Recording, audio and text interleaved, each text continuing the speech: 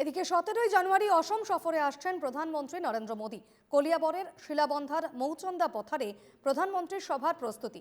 18 জানুয়ারি কলিয়াবরে প্রধানমন্ত্রী জনসভা। সভায় কাজিরাঙ্গার নির্মীয়মান এলিভেটেড করিডোরের শিলান্যাস করবেন মোদী। প্রায় 7,000 কোটি টাকা ব্যয়ে নির্মাণ করা হবে করিডোরটি।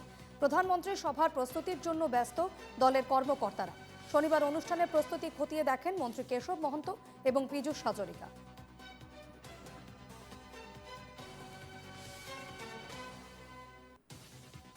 1.5 লাখতকৈও অধিক ব্যক্তি এই সভাস্থলীত বা মৌচন্দা পথাৰত আহি উপস্থিত হ'ব।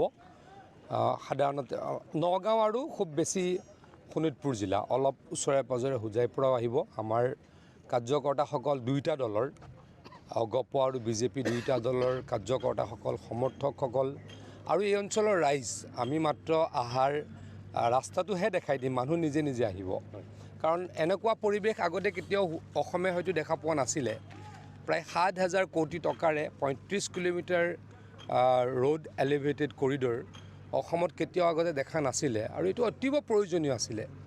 প্ৰত্যেক বছৰে আমি কেইদিনমানৰ আগতে, প্ৰত্যেক বছৰে বাদ দিয়ক, বানপানীৰ সময়ত কেইদিনমানৰ আগতে মই শুনিছোঁ গাড়ীৰ খুন্দাত হৰিণৰ মৃত্যু ঘটিছে। গতিকে সেইটো এটা দুখ লগা কথা হয়। আৰু সকলোতকৈ এটা ডাঙৰ কথা, মানুহৰ স্পীডটো শ্ল' হৈ যায়। যোৰহাটৰ পৰা যদি গুৱাহাটীলৈ যায়, শিৱসাগৰৰ পৰা গুৱাহাটীলৈ যায় 45 মিনিট বেছি লাগে। যদি এইখন ব্ৰিজ হৈ যায় তেতিয়া 45 মিনিট কম লাগিব বা 1 ঘণ্টা কম লাগিব। মানে মই যিমানখিনি জানো, আৰম্ভণি য'ৰ পৰা হ'ব, শেষ য'ৰ পৰা হ'ব, তালৈকে 35 কিলোমিটাৰ 20 মিনিট 22 মিনিটত শেষ হ'ব। আগতে লাগিছিল 1.5 ঘণ্টা, মানে 1 ঘণ্টা মানুহৰ ছেভ হ'ব। সময়টো বহুত ইম্পৰ্টেণ্ট।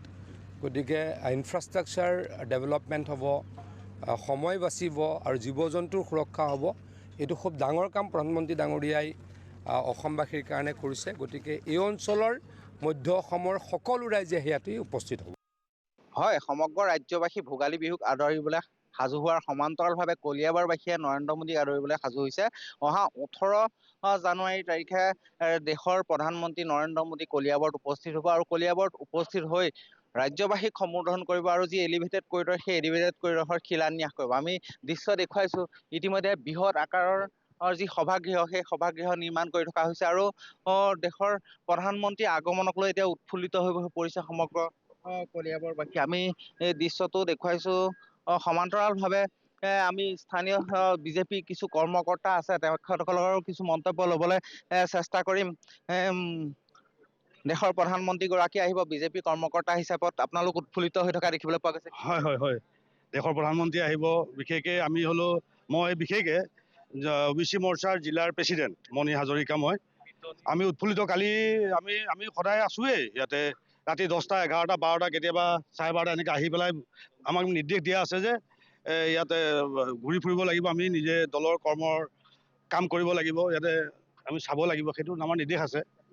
গতিকে আমি আহি থাকোঁ, কৰি থাকোঁ আৰু ভাল লাগি আছে মনটো। আমাৰ নিজৰ প্ৰধানমন্ত্ৰী আহিব কলিয়াবৰ। দেশে স্বাধীন হোৱাৰ পিছত প্ৰথমবাৰৰ কাৰণে দেশৰ